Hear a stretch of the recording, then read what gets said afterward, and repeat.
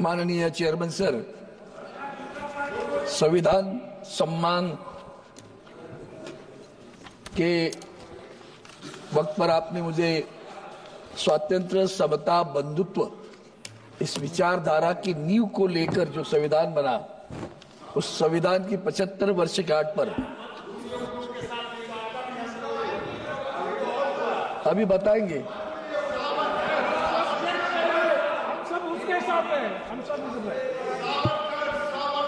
अमृत महोत्सव पर मैं मेरे विचार व्यक्त करने के लिए खड़ा हूं।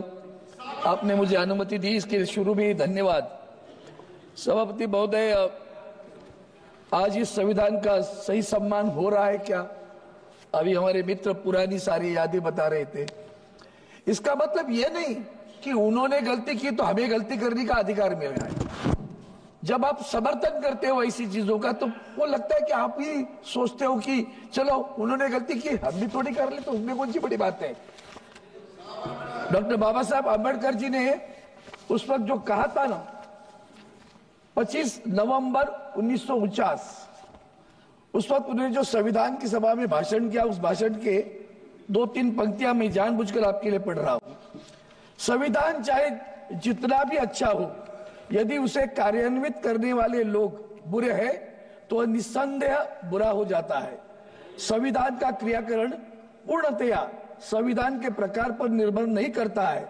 संविधान केवल विधानमंडल, कार्यपालिका और न्यायपालिका जैसे अंगों के लिए व्यवस्था कर सकता है।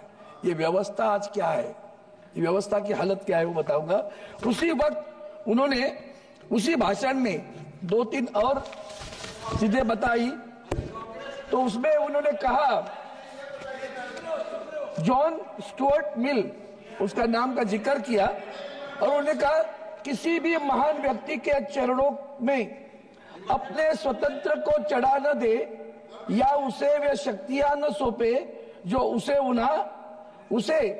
उन्हीं की समस्त संस्थाओं को मिटाने की शक्ति दे।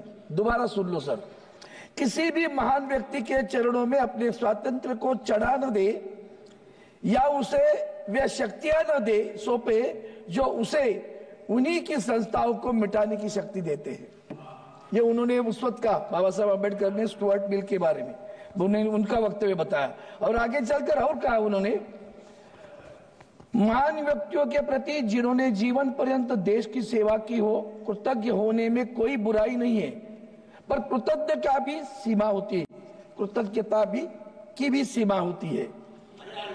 आयरलैंड के देशभक्त डोनियल ओ कनेल ने उस विषय में यह ठीक वो कहा है, अपने सम्मान को खोकर, यह सबसे बड़ा वक्तव्य है, अपने सम्मान को खोकर कोई पुरुष कृतज्ञ नहीं हो सकता, अपने सतीत्व को खोकर कोई स्त्री कृतज्ञ नहीं हो सकती, और अपने स्वातंत्र्य को खोकर कोई राष्ट्र कृतज्ञ नहीं हो सकता।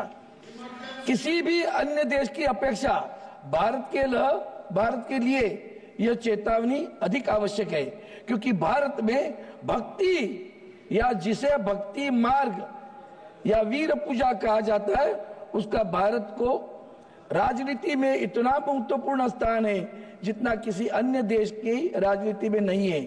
धर्म में भक्ति आत्ममोक्ष का मार्ग हो सकता है, पर राजनीति में भक्ति या पूजा पतन तथा अंततः तानाशाही का एक निश्चित मार्ग है। समझने वाले को इशारा काफी है। अभी आजकल अंधभक्तों की जो है, ये वाक्य बहुत महत्वपूर्ण है। सभापति महोदय, मैं उसके लेकर आगे चलता हूं, आगे चलकर बताता हूं। आता हूं। आपने जो कुछ बताया ना, एक मिनट सर, भक्ति पद से थोड़ा कर्तव्य संविधान में मैंने जब कहा ना, तो मुझे टिक्का टिप्पणी में नहीं, सत्यता बता रहा हूं। व्यतीत हूं मैं, संविधान के साथ किस तरह से खिलवाड़ हो रहा है, कैसे हम खेल रहे हैं संविधान की। कोई जरूरत नहीं इमरजेंसी लगाने की, ये तो बिना कहे इमरजेंसी चालू है। डर के मारे चलते हैं लोग, सुप्रीम कोर्ट के जजेस डर के मारे बैठे हैं। भूलो मत, 4 जजेस बाहर आए थे, अनशन पे बैठे थे और कह रहे थे ये सरकार हमारे ऊपर अन्याय कर रही है। याद है, ये ना भूलना, वो भी याद दिला देता हूं। आर्टिकल 10, सभापति महोदय, आर्टिकल 10 में क्या कहा? आर्टिकल 10 में ऐसा कहा कि किसी भी, क्यों डिफेक्शन लॉ लाया था, भाई दल बदल लोगों की बड़ी संख्या बढ़ रही थी, तो राजीव गांधी जी ने उस वक्त सोचा इसको कुछ करना पड़ेगा, और उनके मन में भी कभी नहीं आया कि 2/3 लोग जाकर पार्टी छोड़ देंगे। तो उन्होंने कहा कि भाई एक आर्टिकल 10 में एक लिखा था, अगर कोई व्यक्तिगत रूप से छोड़ के जाता है वो तो वो अपात्र हो जाएगा। 2/3 जाता है तो 2/3 जा सकता है, लेकिन किसी पार्टी में उसको विलन होगा। हमारे महाराष्ट्र में 2/3 लोग तो गए नहीं, पहले तो बहुत कम गए, फिर आगे चलते रहे, ये सब चलता रहा, 2/3 लोग हो गए, आखिर में मर्जर नहीं हुए। संविधान की आर्टिकल 10 की धज्जी कौन उड़ा रहा है? धज्जी शब्द बोल रहे थे हर बार, धज्जी कौन उड़ा रहा है आर्टिकल 10 की? सुप्रीम कोर्ट के जज को हिम्मत नहीं हुई सर। उनके स्टेटमेंट बताता हूं मैं, उनकी स्टेटमेंट ऐसी है,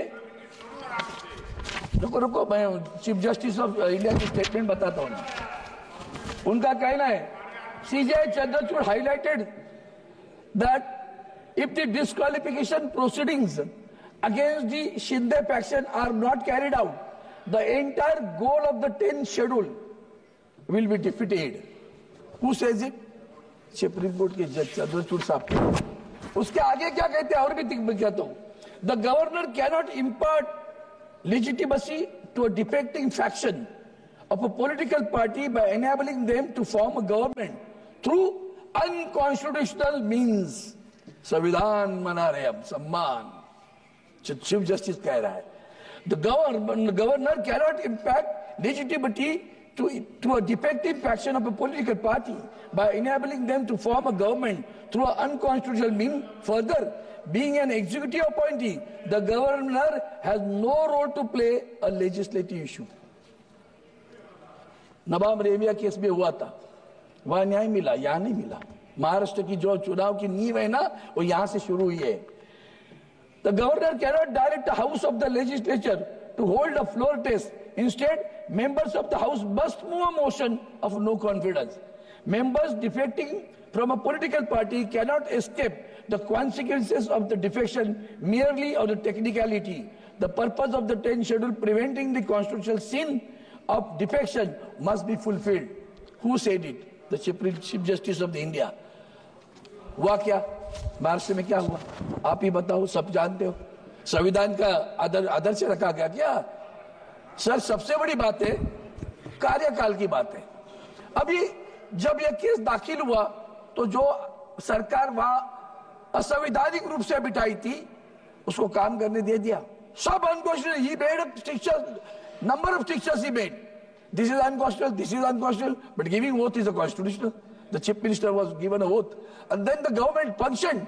अब गवर्नमेंट चालू हुआ, केस का निर्णय कब लगना चाहिए? 2-2.5 वर्ष के समय में, जब तक उनका कार्यकाल नहीं समाप्त होता है तब तक लगना चाहिए। नहीं लगा, उन्होंने स्पीकर को भेज दिया। स्पीकर किसका था? क्या निर्णय दिया? ना इनको डिस्क्वालीफाई किया ना उनको डिस्क्वालीफाई किया। सुप्रीम कोर्ट के निर्णय का क्या हुआ? कहां है संविधान? कहां है उसका सम्मान? कहां है उसका आदर भाव? कहां है डॉक्टर बाबा साहेब आंबेडकर जी का आदर भाव? आदर भाव नहीं है सभापति महोदय। सभापति महोदय, गवर्नर साहब, ये इनका जो गवर्नर साहब के बारे में बताओ तो संविधान की बात करते हो। अब हम देख रहे बिल पास किए जाते हैं। हमारे महाराष्ट्र में आदरणीय उद्धव जी ठाकरे साहब मुख्यमंत्री थे, तब एक बिल पास किया, वो मुंबई के चालों के बारे में 50-500 स्क्वायर फुट के लिए नो प्रॉपर्टी टैक्स करके था। बिल पास हुआ, विधानसभा में हुआ, विधान परिषद में हुआ, राज्यपाल ने साइन की, यहां पड़ा राष्ट्रपति महोदय के पास। तब तक नहीं मंजूर हुआ जब तक वहां सरकार नहीं गिरी। सब जिस दिन उद्धव जी ठाकरे साहब मुख्यमंत्री पद से गए उसके 8 दिन के अंदर महामहिम राष्ट्रपति के अंतिम दिनों में उसके ऊपर स्वाक्षरी हुई। संविधान का सम्मान। शक्ति कायदा कानून पास किया है, शक्ति कानून नारियों के लिए पढ़ा है, अभी भी विधानसभा में पास हुआ, विधान परिषद में पास हुआ, महामहिम राज्यपाल ने स्वाक्षरी की, अब पढ़ा है। यह बिल पास करने के बाद कितने दिन, मतलब कितने महीने राज्यपाल रख सकते? तमिलनाडु के लोग भुगत रहे, वो हम भी भुगत रहे, हमने देखा है। कोई पाबंदी है? मन मर्जी नॉमिनेशन होते 12, जैसे यहां भी होते, राज्यसभा में महामहिम राष्ट्रपति के अनुसार 12 लोगों को वहां भी निर्वाचित किए जाते, नामनियुक्त किए जाते। 12 लोगों को नाम दिया गया राज्य की सरकार ने। राज्यपाल कहां से बिठा है? कौन बिठाता है राज्यपाल महोदय को?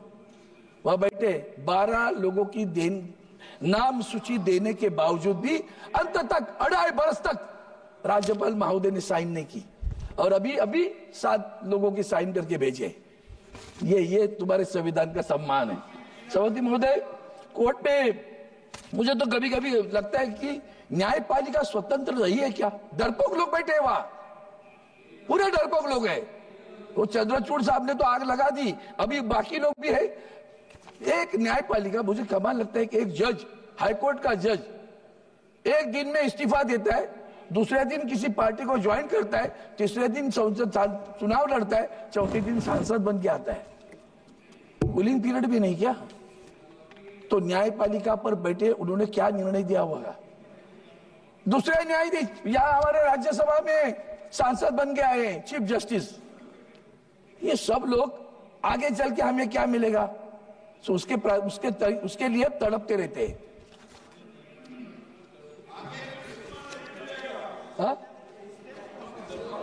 आवाज नहीं आ रही आपकी? हाँ। पूरे सिस्टम को आप डरपोक बता रहे हैं न्यायपालिका को। हाँ, तो थोड़ा सा इसको सिस्टम बता दीजिए। पूरा सिस्टम को कर रहे ना सर?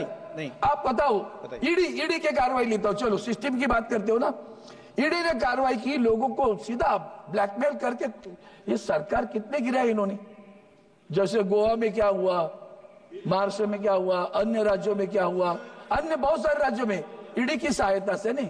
ईडी ने जिनको हिरासत में लिया, आगे चलकर कोर्ट ने क्या कहा पता है? हमारे संजय राउत साहब 100 दिन थे, क्या कहा? इस केस में कुछ दम नहीं है। अरे केस ही नहीं है, 100 दिन जेल में।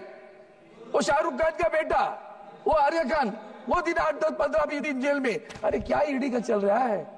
संविधान का सम्मान, वाह वाह वाह वाह, क्या संविधान का सम्मान हो रहा है सर। मैं आपको और दूसरे उदाहरण देता हूँ। ईडी कैसे करती है, उसके बाद में हमारे लेबर से आज हमारे कर्मचारी बेरोजगार, कितनी बेरोजगारी बढ़ी। All PSUs have been destroyed, ध्वस्त कर दिया सभी सार्वजनिक उद्यमों को। नौकरियां कहां हैं? अब नौकरियां सरकारी नहीं और PSUs में नहीं रही तो आरक्षण कहां रहेगा? प्राइवेट में सभी कॉन्ट्रैक्टर फिक्स टर्म 2 बरस के लिए नौकरी लगेगी, ये आंकड़ा देंगे, रोजगार हो गया। और एम्प्लॉयड एक्सचेंज को बर्बाद कर दिया। एम्प्लॉयड एक्सचेंज एक्ट आज भी है, उसको रिपील नहीं किया है, इनको नहीं पता, तो बस वो चल रहा है। लोग बेरोजगार घूम रहे, नौकरी नहीं है, रोजगार नहीं है। काय का रोजगार है? रोजगार अभी अपने देश से कितने बच्चे बाहर क्यों जा रहे हैं? कभी सोचा इसका? क्यों जाते हैं हमारे बच्चे बाहर? पढ़ाई के लिए जा रहे, जॉब के लिए जा रहे। आज सुबह वो सारे जो विषय आ रहे, खास करके मिडिल ईस्ट में, वहां जाके या थाईलैंड में जाकर, थाईलैंड में जाकर सीधा जेल में भेज देते। इतना डर लग रहा है वो। ये सब जो हो रहा है, क्यों जा रहे हैं? Because there is no job in India, no permanent job. और जॉब है तो भी आप अगर इंजीनियर हो तो उसको कहेंगे 10,000 में काम करो, तो उसकी शिक्षा का क्या होगा? अवमूल्यन हो रहा है सब। इसलिए मैं कह रहा हूं सर, ये प्राइवेटाइजेशन जो चल रहा है उसकी वजह से हाल ही में, और बताता हूं, उसमें भी डिस्क्रिमिनेशन बहुत है। स्टाफ सिलेक्शन कमीशन, मेरा तो आपसे, आपके जरिए सरकार को भी कहना है कि भैया सन्स ऑफ द सॉइल अगर उत्तर प्रदेश में भर्ती है तो वहां की रेल में अगर भर्ती होने वाली है, वहां कुछ कारखाना होने वाला है, तो उत्तर प्रदेश की हमारी जो लोग हैं, वहां के भूमिपुत्र है, उन बच्चों को पहले प्राथमिकता दी जाए। 20% और टेक्निकल जॉब है, इंजीनियरिंग का जॉब है, अलग समझता हूं। तो क्लास 3, क्लास 4 पानी देने का प्यून भी वहां से आएगा, इधर उधर से आएगा, वो भी नहीं मिलता क्या अपने राज्य में? हमारे महाराष्ट्र में सर स्टाफ सिलेक्शन कमीशन की अभी नौकर भर्ती हुई, 1200 लोग भरे, 1200 में से 3 लोग महाराष्ट्र से है। और कहेंगे लोग बैठे नहीं एग्जाम को, सब डाउटफुल है, सब डाउटफुल। इतना मतलब किसी की क्षमता नहीं महाराष्ट्र में। तो ये जो चल रहा है उसके ऊपर भी आपको ध्यान देना पड़ा। कानून ऐसे बनाए, सब कानून बड़े अमीरों के लिए, इंडस्ट्रियलिस्ट के लिए, गरीबों का कोई सुरक्षा नहीं सर। नौकरी की सुरक्षा गई, सभी जगह कॉन्ट्रैक्ट लेबर चल रहे, फिक्स टर्म लेबर चल रहे। अभी आप सोचिए, पक्का घर आप दे रहे, पक्का घर में माननीय गिरिजा से आप ही बताओ कि आप हमारे दोस्तों कितने पैसे सरकार के मिलते हैं बताओ पक्का घर करने के लिए। और एक गरीब 2.5 लाख 1.5 लाख बराबर है, 1.5 लाख में घर होता है नहीं ना। अगर 1.5 लाख में घर नहीं होता, जो भी 1.5 लाख 2 लाख, चलो 2 लाख में घर बनता। अभी वो कॉन्ट्रैक्ट लेबर है, वो बैंक में वही तो 1.5 लाख से वो बैंक में अगर जाए और कहे मुझे पक्का घर बनाना है, मेरे घर की कीमत गांव की, हमने मुंबई शहर की नहीं बात करते, गांव की बात करते, चलो एक 8-10 लाख रुपए लगने वाले, उसको कौन कर्जा देगा? क्या करते हो? वही नौकरी करता हूँ, कॉन्ट्रैक्ट लेबर हूँ, कॉन्ट्रैक्ट लेबर को कर्जा मिलेगा? कौन देता है? दे दीजिए सब लेबर को कर्जा मिलेगा। सर ये ध्वस्त हो रहा है, इसलिए व्यवस्था ध्वस्त हो। उन्होंने जो शब्द प्रयोग किया ना, न्यायपालिका विधायिका, ये व्यवस्था है, व्यवस्था ध्वस्त कर रही है, इसलिए मैं आपके बारे में सामने बता रहा हूँ। सर दूसरी बात है, आगे चलकर उन्होंने नारी वंदना की बात की, मणिपुर की बात, नारी की वंदना हो रही क्या सर? 15 दिन हुए होंगे, 20 दिन, एक आदिवासी महिला को जिंदा जलाया, अत्याचार, पहले अत्याचार किए फिर जिंदा जलाया। अगर वही राज्य कोई दूसरा होता तो क्या होता? राष्ट्रपति का शासन नहीं लगता? शासन लगता ना। 2 मिनट सर, खत्म ही कर रहा हूँ, 1-2-3 वाक्य नहीं लगता। आज भी हमें दर्द नहीं होता कि महिलाओं पे इतने अत्याचार हो रहे? संविधान का सम्मान, नारी की वंदना।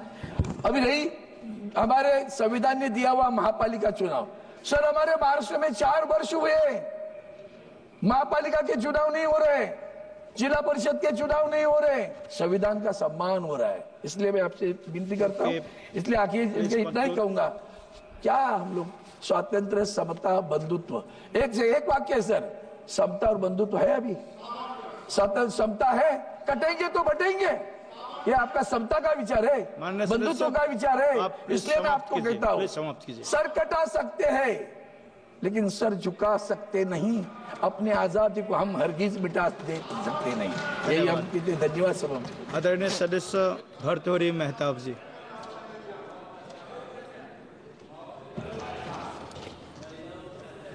Thank you, Mr. Chairman.